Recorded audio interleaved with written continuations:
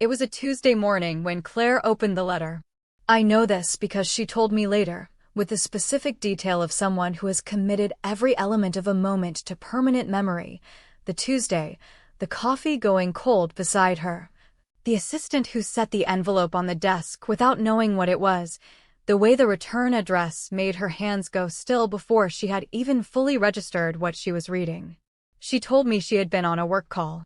Something about a funding application for a community program. She had been in the middle of a sentence when the envelope appeared, and she finished the sentence and said she would call back and hung up. She said she sat with the envelope for a moment before opening it. Not because she was afraid. Because she wanted to be fully present for it. She did not want to be in the middle of something else when she opened it. She wanted to be only there, only in that moment, giving it the full attention it had been waiting 20 years to receive. She opened it. She read it. I am not going to tell you what was in it beyond what I have already told you because the letter belongs to me and to Claire and to the 20 years between us, and some things are not for sharing. But I will tell you that she read it twice. And that when she got to the last line, the one about the blanket, the one that said, I am glad you chose one that was entirely yours. I think that means you gave me the best of what you had, and I think that is all anyone can do. She put the letter flat on her desk, and she placed both hands over it, palms down, like she was keeping it from going anywhere, like she had been holding something open for a very long time and could finally let it close. She called Lena. Lena picked up on the second ring the way she always picks up, immediately, like she has been waiting for the call specifically. Claire said. She wrote back. Lena said, Mom. Claire said, I got her letter this morning. Lena said, I know. I know, Mom. Claire said, she said she's not angry.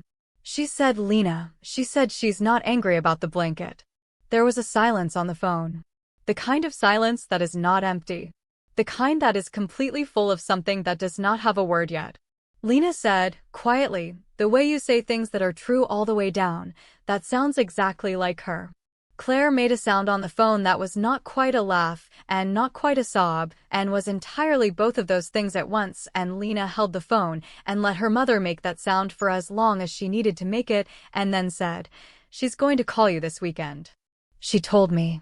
She is going to call. And Claire said, I know. I know she will. She did not say how she knew. She just knew. The way you know things about people you made, even when you have not been there to watch them become themselves. Some things you know anyway. That is how part 4 begins. Not with me. With the person the whole story was always also about, sitting at her desk on a Tuesday morning with both hands pressed over a letter, finally letting something close. Now let me tell you the rest of it. If you have been here since part 1, then I love you and I need you to subscribe right now if you are not already subscribed, because this is the last part and I need you present for every single second of it, and I need to know you are here. Drop a comment that just says Tuesday morning, so I know you saw how this started. Go. I will wait. The week that Claire opened the letter was the same week that Marcus said something in the poetry elective that I have been thinking about ever since. Dr. Osei had asked us to share our open letter poems in the final workshop of the semester. Voluntary. Nobody had to. But the room had the energy of a group of people who had spent a semester being honest with each other in small increments and had arrived at the last session with the accumulated courage of all those increments combined, and most people shared. Marcus shared his last. He stood up in the back corner where he always sat, and he read from his notebook in the easy, unhurried voice of someone who has been wanting to say something for a while and has finally found the right room for it. His letter was addressed to his younger brother. I will not reproduce it here because it was his. But the last line was, I used to think being the one who stayed meant you lost. I know now that staying is the whole thing. Staying is everything. The room was quiet for a moment after he read it. Dr. Osei said, That's the whole semester in one sentence. Write that down, everyone. That's it. I wrote it down. Staying is everything. I looked at those words in my notebook and I thought about every person who had stayed in this story. Every moment of staying. The portable charger and the frozen ground and the tea that was never mentioned and the piece of paper on a table and the 30 years of oatmeal and saved money and quiet faith. Everyone in this story who mattered had stayed. After class, Marcus fell into step beside me in the hallway, and I said, "The letter to your brother." He said, "Yeah." I said, "Is he okay?" He said, "He is now. He wasn't for a while. But he is now." I nodded.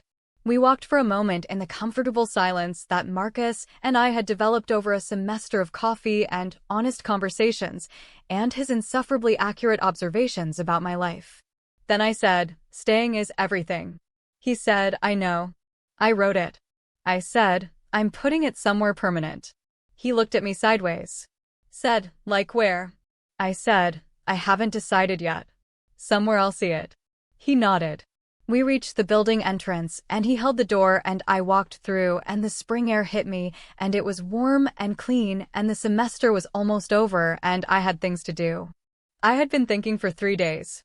I had been thinking since the evening Dorothy put Sister Margaret's name on the table, and I sat with my hands in my lap and looked at the document and felt 20 years rearrange themselves around a new understanding.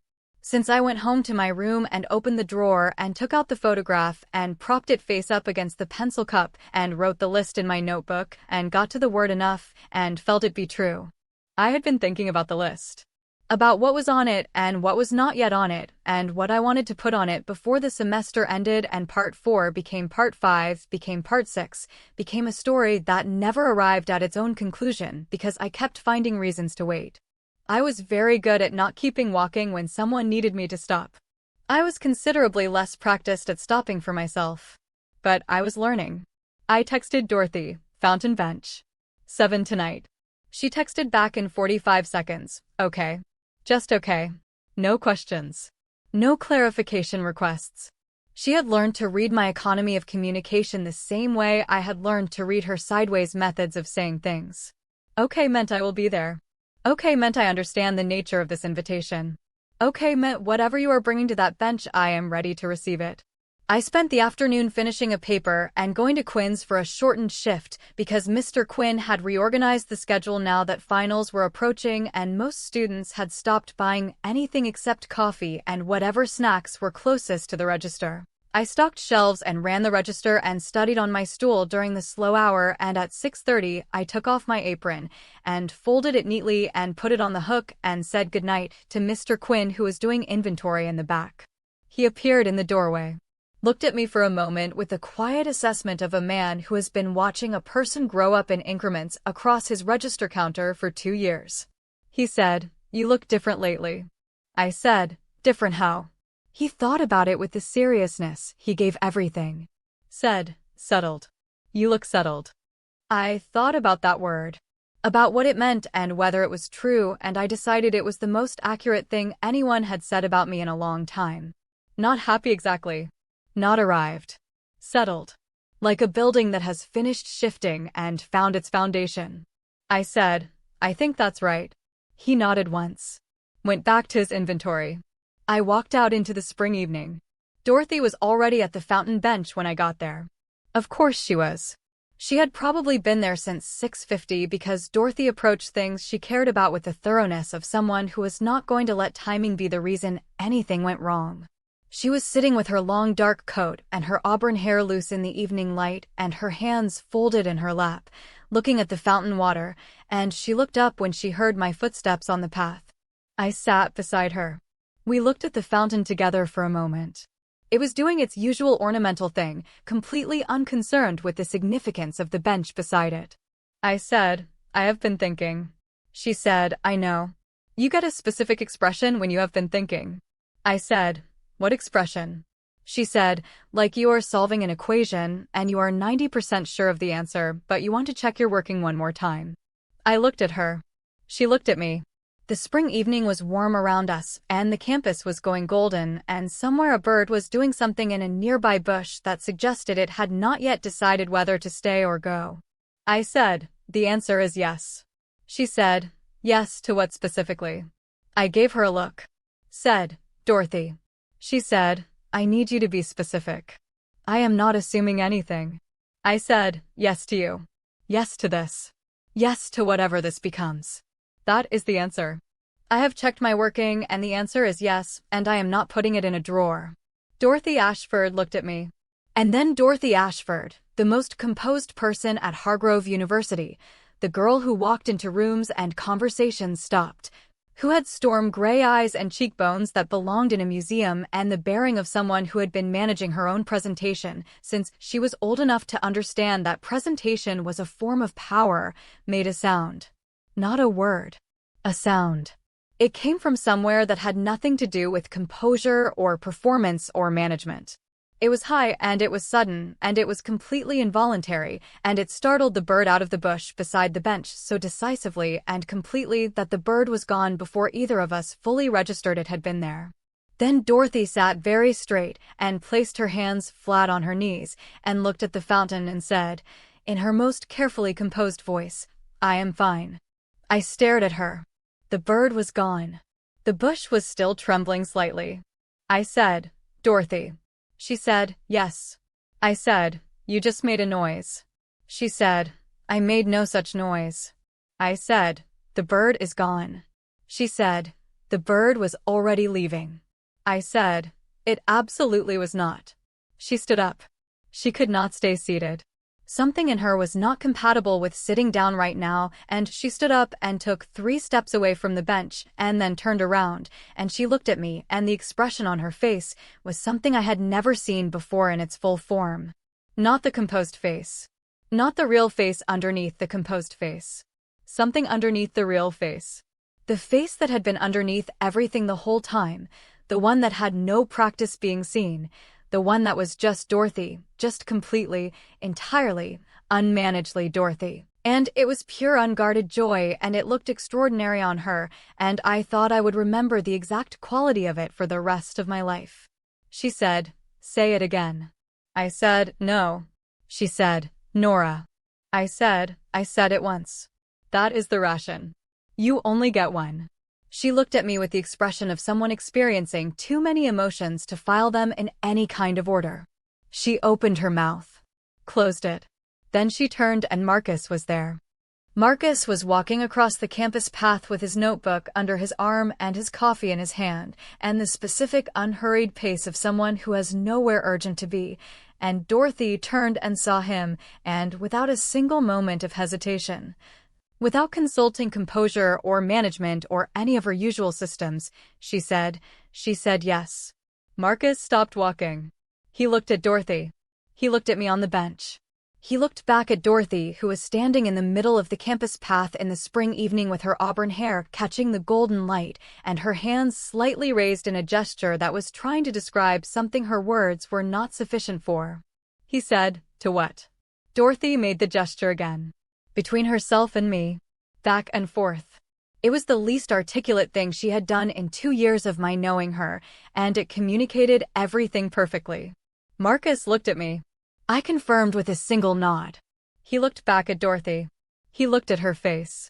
He looked at the bush that was still slightly trembling. He looked at the sky above the bench where the bird had been and was no longer. He said, "Finally." And he kept walking. Dorothy watched him go. Then she turned back to me, and she walked back to the bench with all the composure she had temporarily misplaced now being carefully reassembled with each step, and she sat down beside me, and she took my hand, and she looked at the fountain. A silence. Then she said, very seriously, in her most composed voice, "I would like it noted that I handled that with considerable dignity." I said, "The bird is still gone, Dorothy." She said, "The bird had somewhere to be." I said, "It had somewhere to be very suddenly and at high speed." She said, "Birds are unpredictable." I said, "You made a high noise." She said, "I would like to revisit this conversation never." I said, "I'm going to bring it up at least twice a week for the foreseeable future." She turned and looked at me, and she was trying so hard not to smile that the trying was more visible than the smile would have been, and I looked back at her, and then we were both laughing. The real kind. The full kind.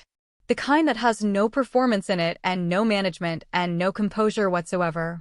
Just 2 people on a forbidden bench in the spring evening laughing at a bird and a noise and a gesture that tried to explain something words couldn't and managed it perfectly. Dorothy laughed until she had to press the back of her hand to her mouth, and even then it kept coming, and I laughed beside her, and the fountain went on being ornamental, and the campus went on going golden, and the bird was absolutely never coming back to that bush.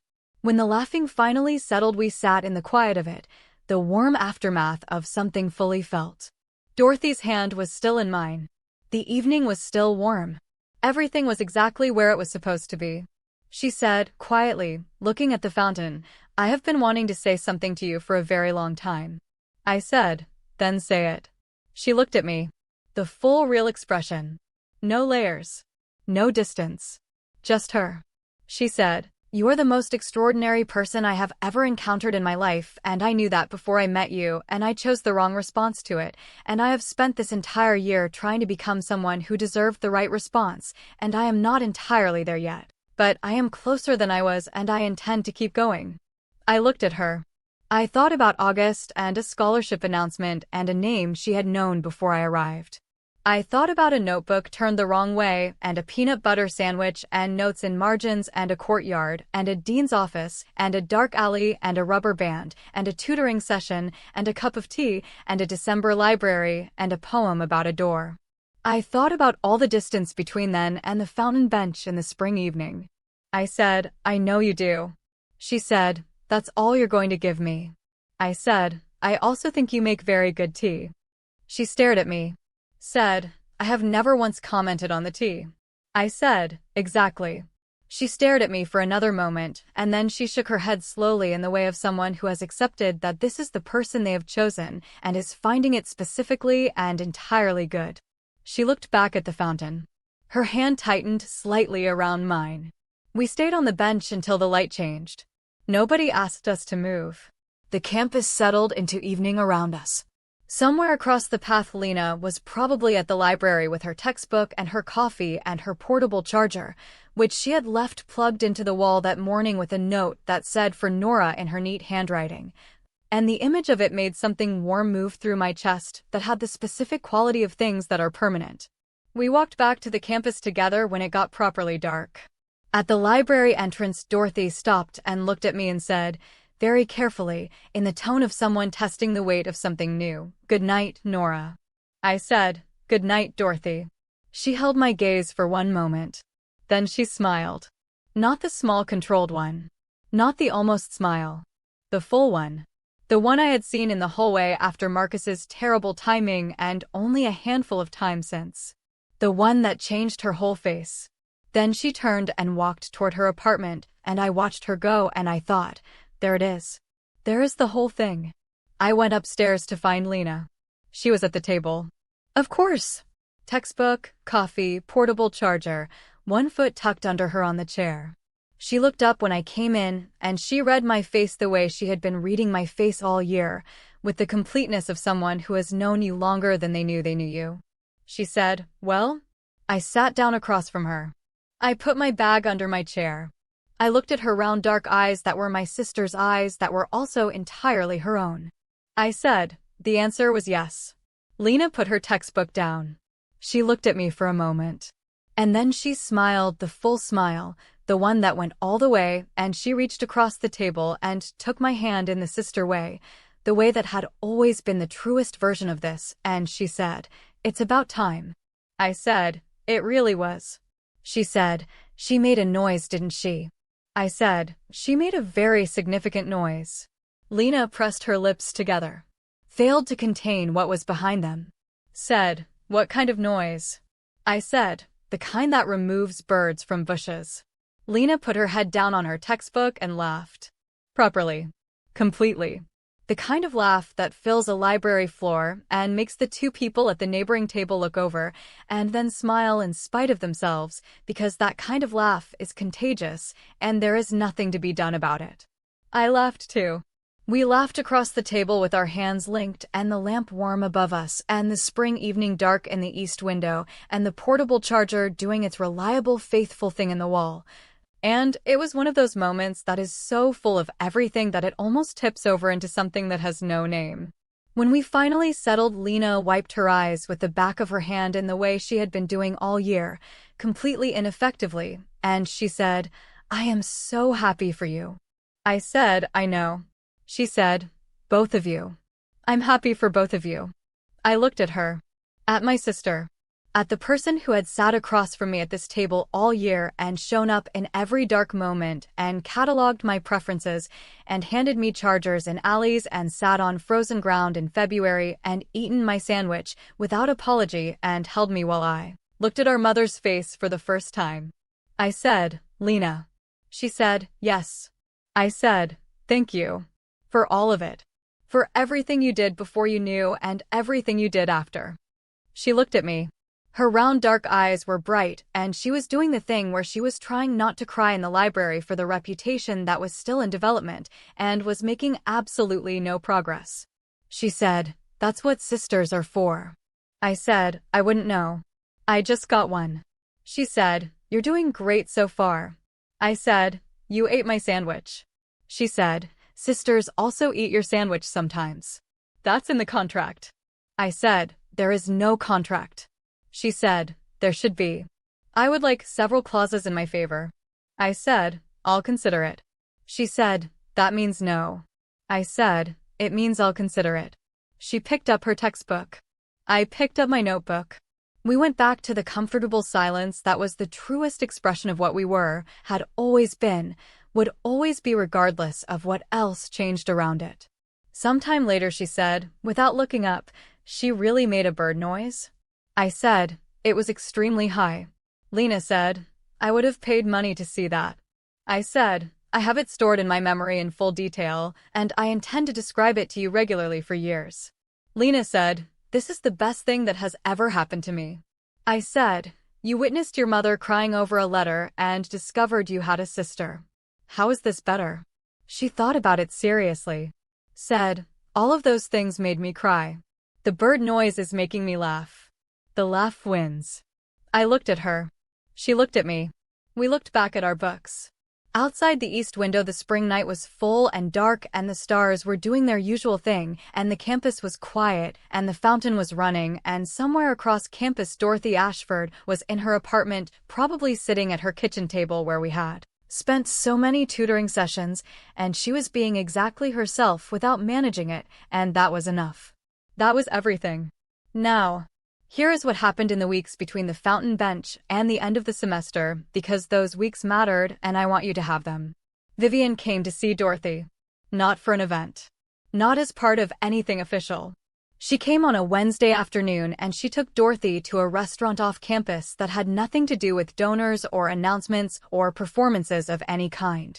Just a table by the window and good food and Vivian looking at her daughter the way she had always looked at her daughter when they were alone, without the weight of everything Richard Ashford had built between them. Dorothy told me about it afterward. She told me in the specific way she told me things now, which was directly and without the careful management she used to apply to everything she said. She had been practicing directness all year, and it was becoming natural, which I found both admirable and occasionally overwhelming, because Dorothy being direct had significant impact.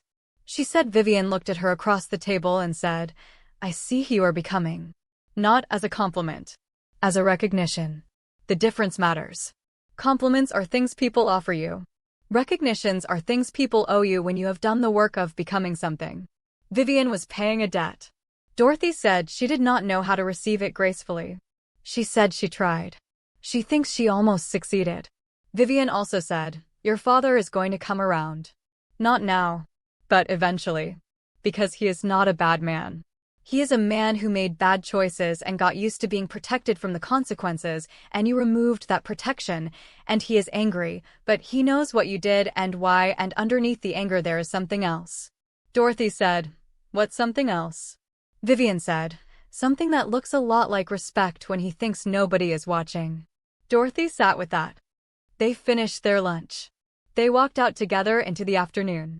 At the point where their directions diverged, Vivian stopped and looked at Dorothy and said nothing for a moment. Then she put her hand on the side of her daughter's face, briefly, the way you do with something you made and love and are proud of, and she turned and walked away. Dorothy stood on the pavement and waited until her mother was far enough away. Then she went into the nearest building, which was a small cafe that smelled of coffee and toasted bread.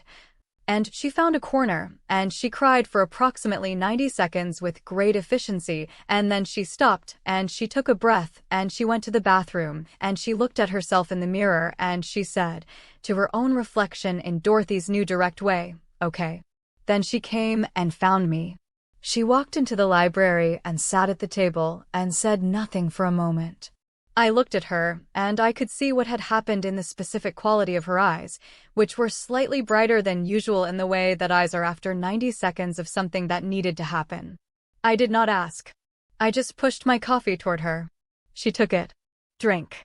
Set it back down. She said he respects what I did. I said, of course he does. She looked at me. Said, you don't know that. I said, I know you. And I know that people who are around you eventually understand what you are even when they are angry about it. She looked at me for a long moment. Then she said, that is a very good thing to say. I said, I have my moments. She said, you have a concerning number of them. Lena, without looking up from her book, she really does. Dorothy and I both looked at Lena. Lena turned a page. We looked back at each other. We looked back at Lena. Dorothy said, I thought you were studying. Lena said, I am studying and also agreeing with accurate statements. These are not mutually exclusive activities. I said, she's been doing that all year. Dorothy said, I know. I sat at this table for 3 months. Lena turned another page. The corner of her mouth was doing something that she was successfully not letting become a visible smile, but only just. This was us now. The 3 of us at the table.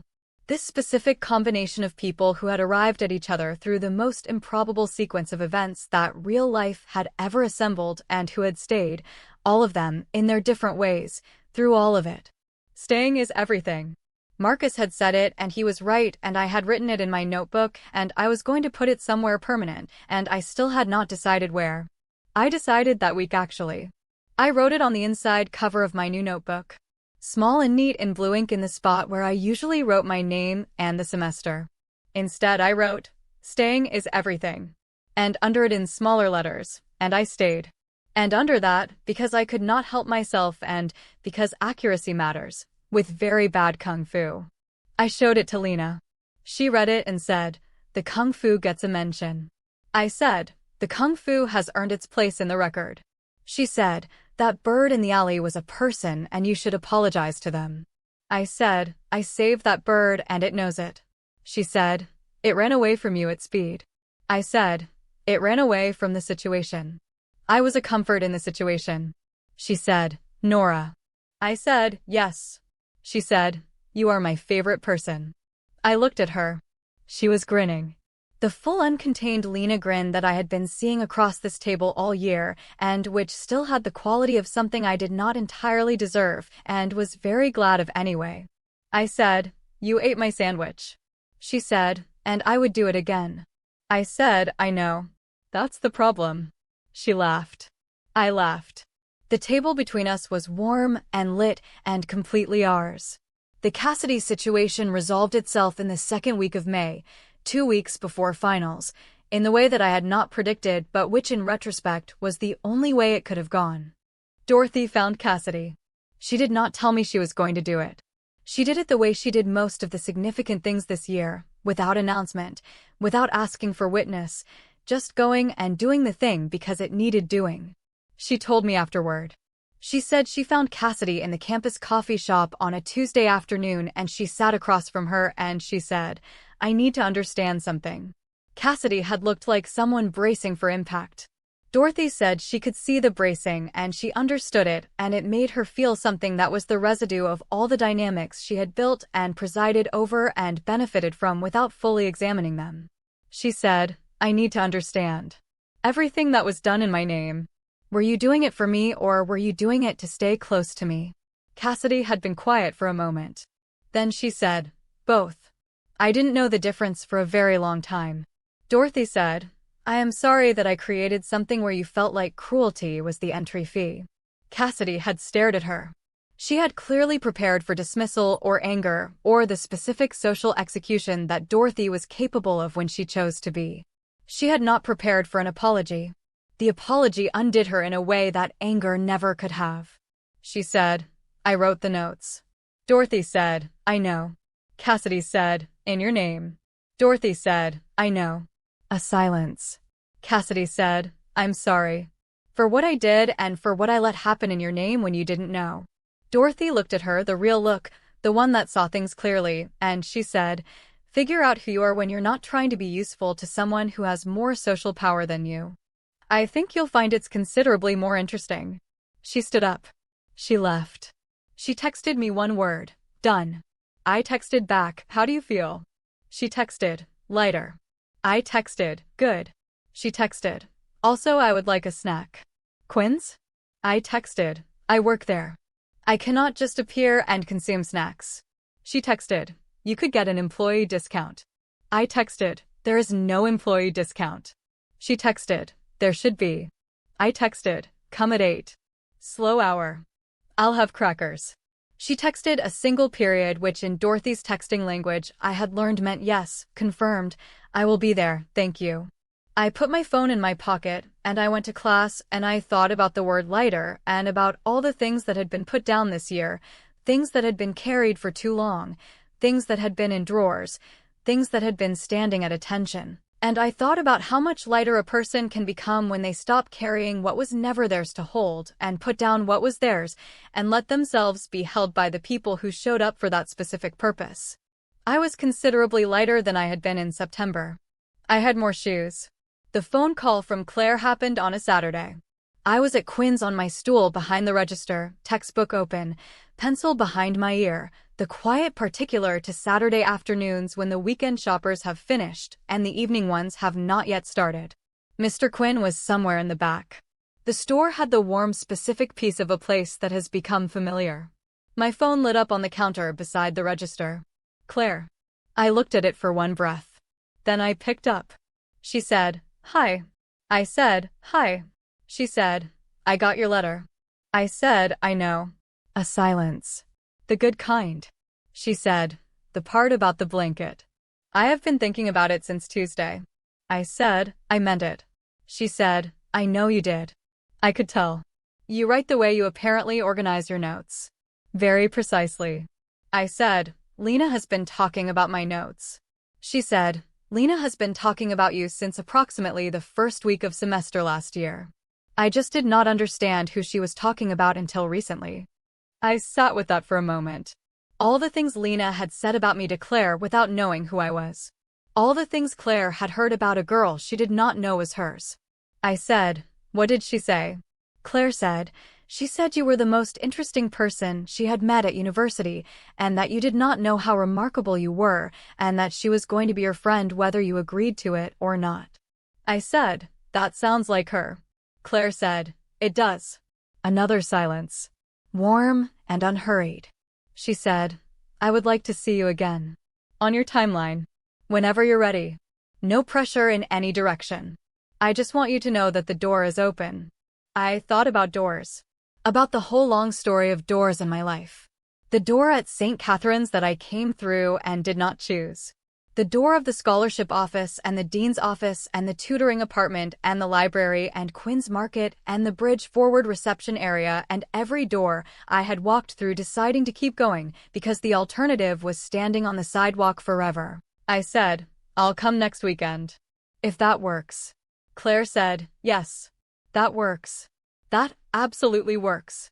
I could hear something in her voice that was trying to be contained and was too large to be fully contained, and I recognized it because I had heard it in my own voice sometimes when I was trying to hold something larger than my composure could manage.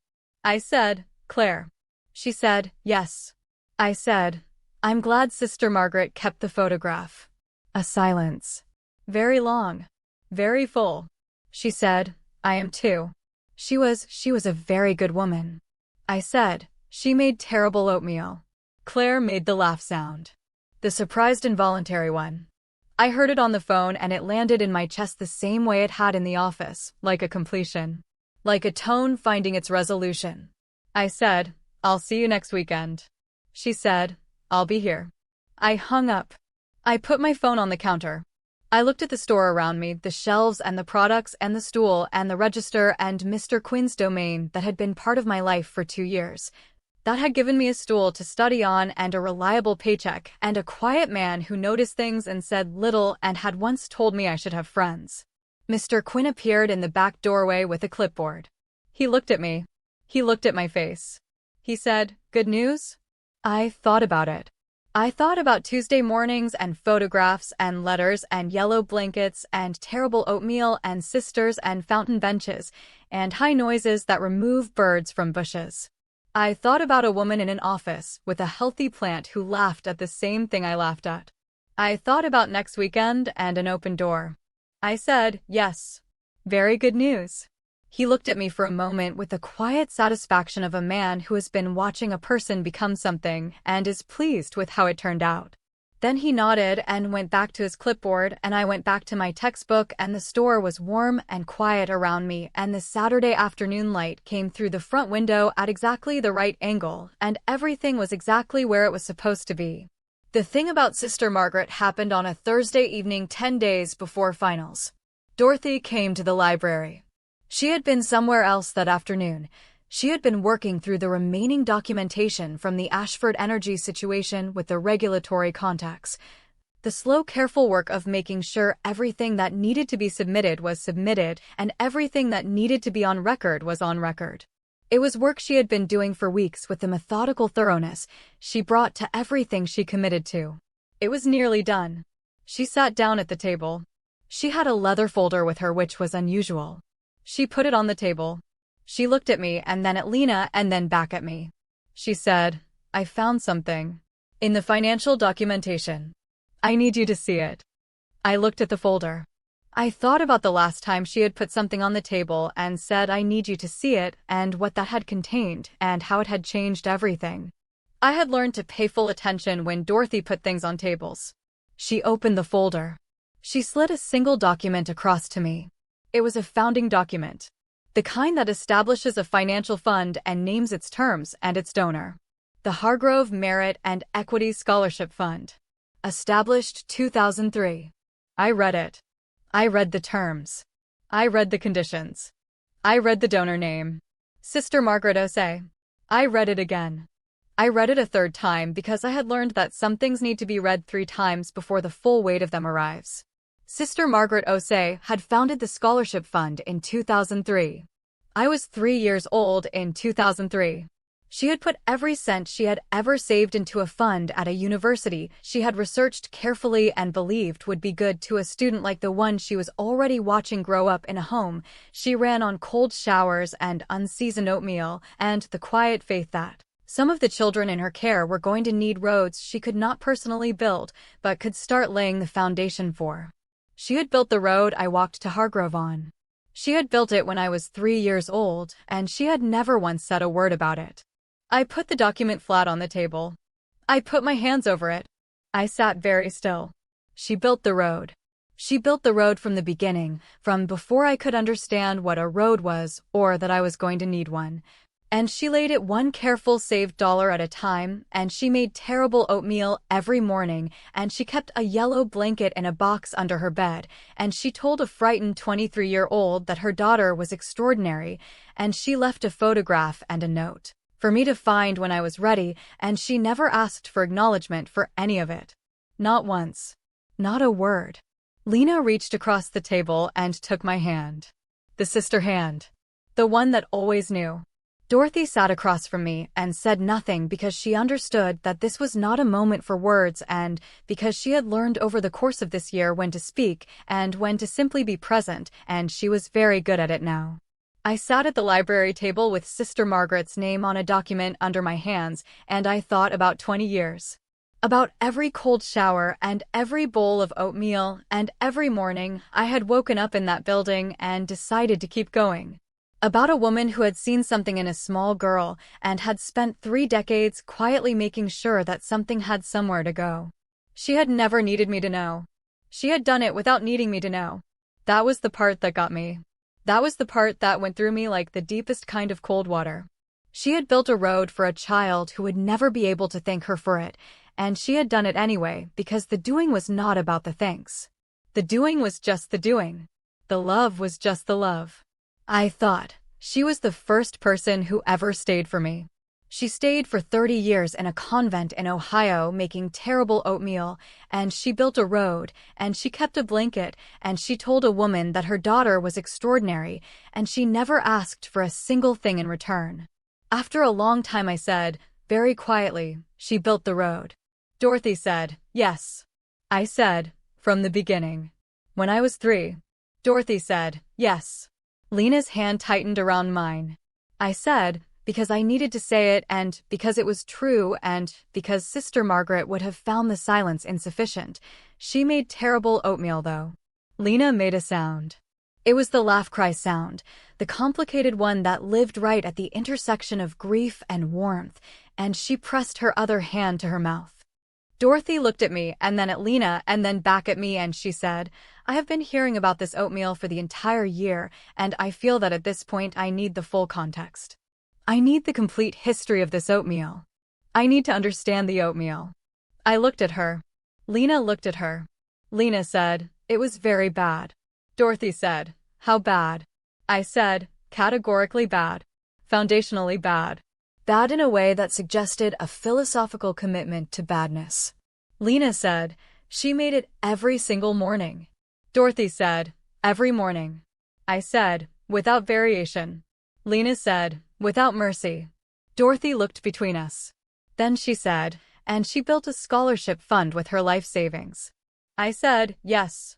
Dorothy said, while making this oatmeal every morning. Lena said, simultaneously. Dorothy looked at the document still under my hands. Then she looked up. And she said, she sounds like the most extraordinary person I have never met. I looked at Dorothy Ashford across the library table, the girl who had known my name in August and spent a year becoming someone who deserved to know it, who had found my mother and found Sister Margaret's name and put both of them on tables without asking for anything, who had made a high noise that removed a bird from a bush and told Marcus about it before she had finished sitting back down, and I thought, yes, she was. She really was. And she would have liked you. I did not say that last part out loud. But I thought it and I knew it was true, and I filed it in the part of me that kept the things that were most important in the most careful way. I said, she would have had things to say about your shoes. Dorothy looked at her shoes. Said, what's wrong with my shoes? Lena said, nothing. They're just very expensive. Dorothy said, shoes should be well made. I said, I have 2 pairs. Dorothy said, I know. You got the second pair in November, and you wore them for the first time on the Wednesday after you bought them, and you were visibly pleased about them. I stared at her. Said, you noticed that. She said, I notice everything about you. I have since August. The difference is now I'm allowed to say it.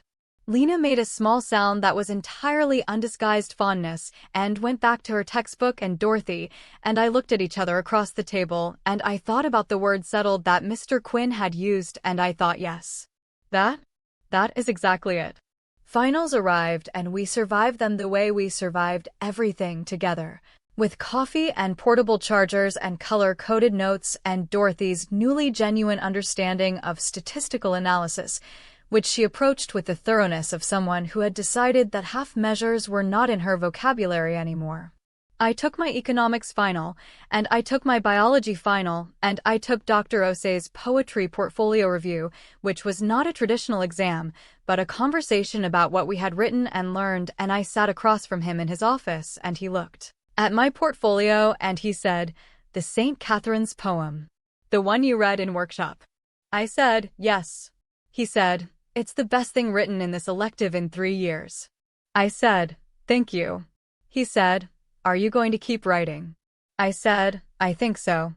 I think I always was, actually. I was just writing in notebooks instead of poems. He looked at me over his wire-rimmed glasses with the expression he had when something accurate had been said. He said, that's often how it starts. I walked out of his office into the end-of-year corridors and I thought, I think I am going to study literature next year. Not instead of my current track. In addition to it. I have enough character for 2 disciplines. Sister Margaret built enough road for more than one direction. I texted Dorothy, I think I want to add literature next year.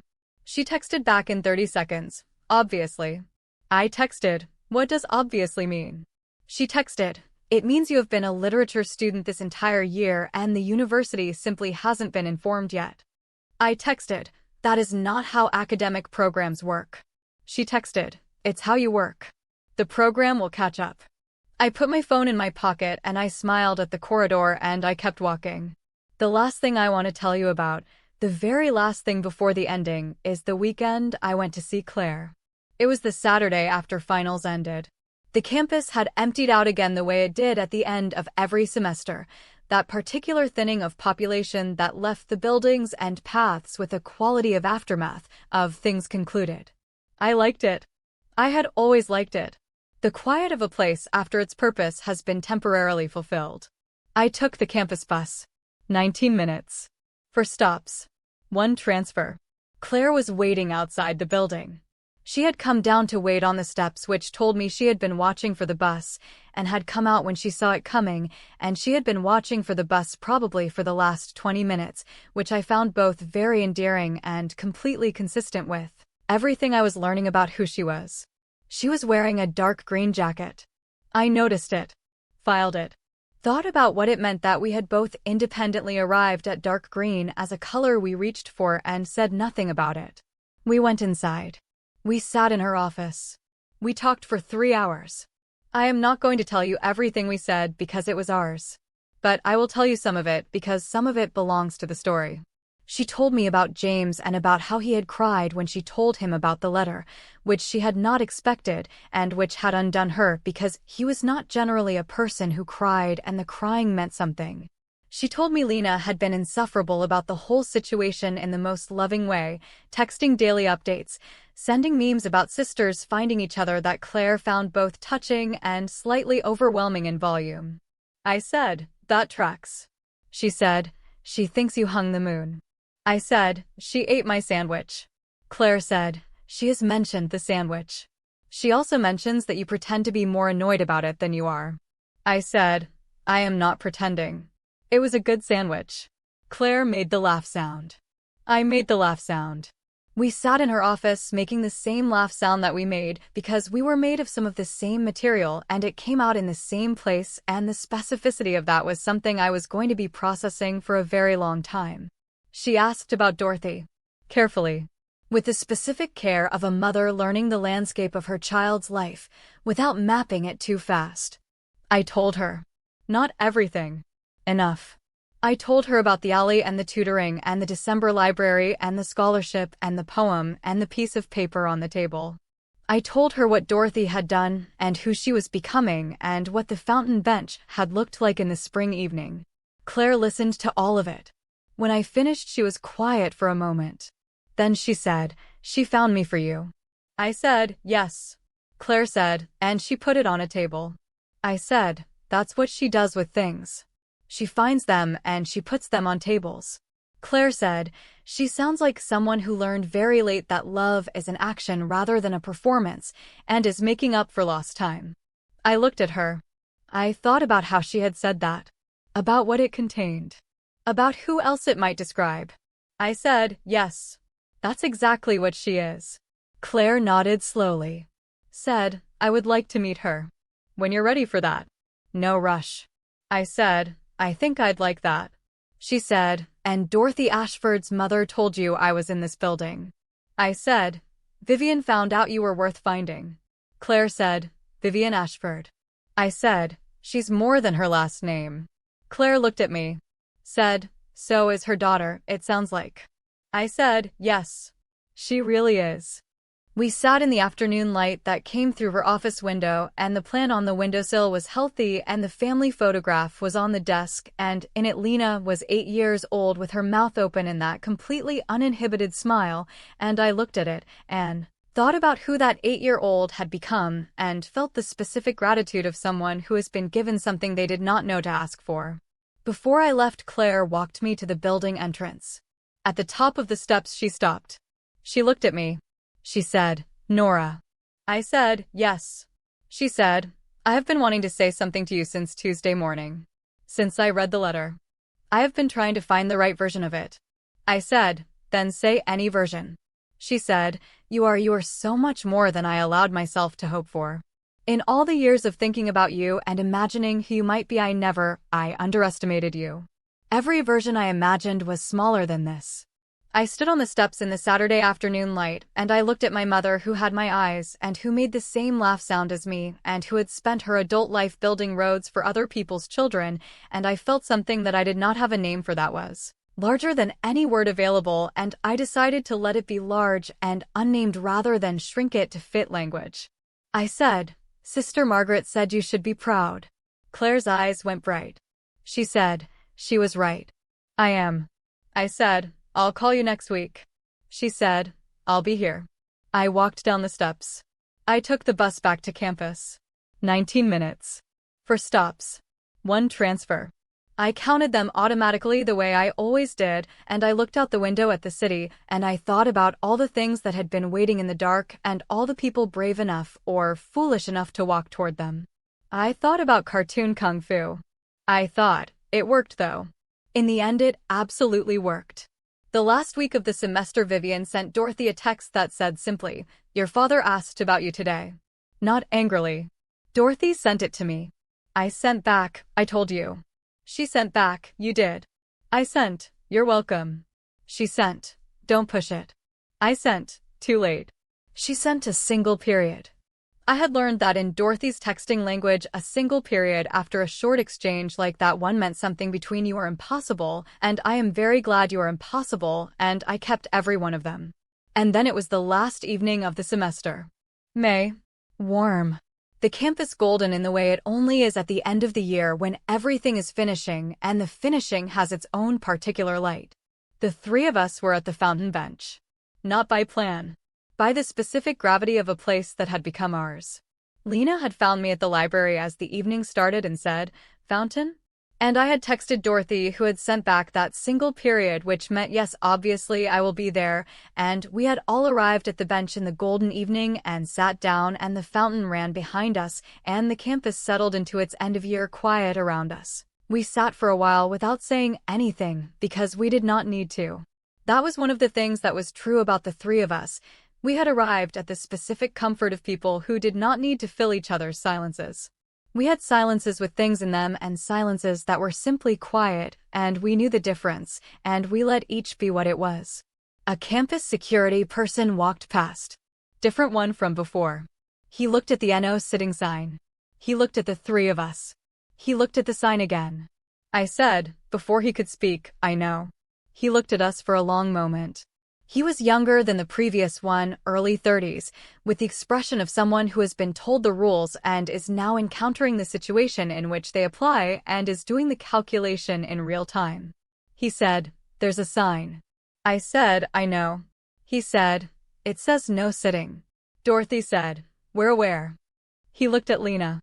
Lena looked up from her phone and said, "We'll move eventually." He looked at all 3 of us on the bench in the golden evening. He looked at the fountain. He looked at the sign. Then he said, "Just don't do it during tours." And he kept walking. Dorothy looked at me. I looked at Dorothy. Lena looked at both of us. Lena said, "We've been granted conditional authorization." Dorothy said, "I am going to have this bench officially designated." I said, "You cannot designate a fountain bench." Dorothy said, "My family's name is on a building. I can designate many things." I said, "Please do not use your family's name to designate the bench where you made a high noise." Dorothy said, "I made no noise." Lena said, "She made a noise?" I said, "She made a significant noise." Lena said, "What kind?" Dorothy said, "We are not discussing this." I said, "It was very high." Dorothy said, "There was a bird involved and the bird's behavior was unpredictable." Lena said, "The bird." Dorothy said, "The bird is not relevant to this conversation." I said, "The bird is extremely relevant." Lena was laughing. The full laugh, the one that had no management in it. Dorothy looked at her. Looked at me. Looked at the fountain with the expression of someone who has accepted their fate and is finding it specifically and entirely good. She said, "I would like the record to show that I handled the overall situation with considerable dignity." I said, "The record shows a bird departing at speed." Dorothy said, "Nora." I said, "Yes." She turned and looked at me. The full real expression. The one underneath everything. And she said, very quietly so only I could hear, "Thank you." I said, "For what?" She said, "For the year. For all of it. For not keeping walking." I looked at her.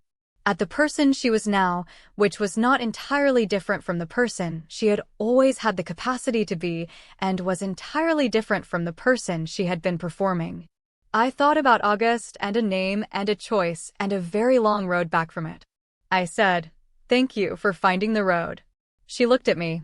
We looked at each other in the golden evening by the fountain that nobody was supposed to sit near on the bench that had just received conditional authorization, and I thought, this is it. This is the whole thing. Everything the story was building toward. Not a grand gesture. Not a dramatic speech. Just this. Two people who had come through something together sitting in the same place at the same time knowing exactly who they were to each other. That is the whole thing. She took my hand. I let her. Lena leaned her head on my shoulder on the other side, the sister way, and the three of us sat on the fountain bench in the last golden evening of the year, and nobody said anything for a while because nothing needed saying. Later that night, I went back to the library alone. I had one thing left to do. I sat at the table. Third floor east window. The lamp. The dark spring window. The portable charger in the wall because Lena had not taken it home yet and probably wasn't going to because Lena's relationship with that charger was that it lived where it was needed. I opened my notebook. At the top of the page, I wrote the date. Below it, I wrote, "Things I have now that I did not have in September." And I wrote the list. A mother named Claire who makes the same laugh sound as me and wears dark green and had a healthy plant before I even knew she existed. A sister named Lena who carries a portable charger everywhere and sat on frozen ground in February and eats my sandwiches without remorse and whose oatmeal opinions I am apparently going to be hearing about for the rest of my life, and who showed up in a dark alley and screamed with a phone that had no service and saved me completely. A person named Dorothy who found my mother when I was too afraid to and put it on a table and asked for nothing, and who made a noise that removed a bird from a bush when I said yes, and then denied it with complete commitment, and who is learning every day how to knock on doors, and is getting considerably better at it, and who makes very good tea and never comments on it. A friend named Marcus who says accurate things at inconvenient moments and is studying environmental law, which was clearly planned by someone with a very long view, and who wrote that staying is everything and was right. A man named Mr. Quinn who gave me a stool to study on and noticed when I looked settled and never asked more than the situation required and represents a model of human interaction I aspire to. One more pair of shoes. A phone without a rubber band. A notebook with "Staying is everything" on the inside cover. A scholarship built by a woman who made terrible oatmeal every morning for 30 years and saved every cent she had and never said a word and built a road for a 3-year-old she believed in before the 3-year-old had done anything yet to be believed in for. I paused. I looked at the east window. I looked at the stars that were doing their usual patient thing. I thought about Sister Margaret. About all the things she had been and done and kept and built in silence. About the specific faith of someone who invests in a future they will not be present to see. I thought, I want to be that. Not the oatmeal. The rest of it. The staying and the building and the keeping and the quiet faith. I want to be the kind of person who puts things on tables and builds roads and keeps yellow blankets for the right moment. I picked up my pen. I wrote the last thing on the list. I wrote, enough. I looked at it for a moment. Then I wrote underneath it, more than enough. Then I wrote, an embarrassing amount. Actually, Sister Margaret was right. God does have a very generous estimation of capacity. I closed the notebook. I sat for a moment in the warm lamp light of the library that had been the center of the whole story. This table. This lamp. This window. The place where notes were spread and coffee was brought and hands were taken and poems were written and truths were said and sisters were found and doors were opened. I picked up my bag. I turned off the lamp.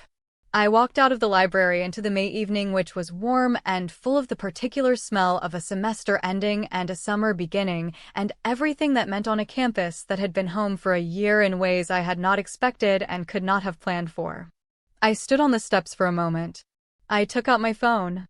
I looked at my contacts. I looked at Claire. I looked at Lena. I looked at Dorothy. I looked at Marcus.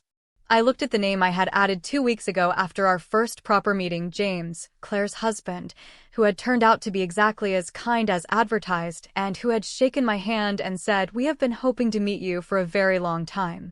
I put my phone in my pocket. I walked down the steps into the evening. And I want to tell you the last thing. The very last thing. The thing I have been saving for the end, because endings should be earned, and I think this one is. I had spent 20 years believing that people like me arrived at places like this and survived them if they were lucky and left the same way they came. One suitcase. Cracked phone. $42. The accumulated martial arts knowledge of a girl who had watched cartoons on a borrowed phone in a churchyard. I did not know yet what I know now. That you do not survive a place like this. You are changed by it. You arrive with a cracked phone and a rubber band and cartoon kung fu and $42, and if you are paying attention, if you keep your eyes open and you do not keep walking when something in a dark alley needs you to stop, you find that the things you thought you were missing were never missing. They were just waiting in the dark for someone brave enough or foolish enough to walk toward them. I was both. I am both. And the kung fu, for the record, worked. It absolutely, completely, against all reasonable expectation, worked. If this story gave you something, if any part of it felt like something you needed to hear or something you have lived or something you want to carry with you, please like this video and share it with someone who needs it. Subscribe and drop a comment. Tell me which moment got you. Tell me when you cried. Tell me when you laughed. Tell me if you saw the sister reveal coming, because I need to know. Tell me you stayed. Because staying, as it turns out, is everything. And you stayed for all 4 parts. That means something. Thank you.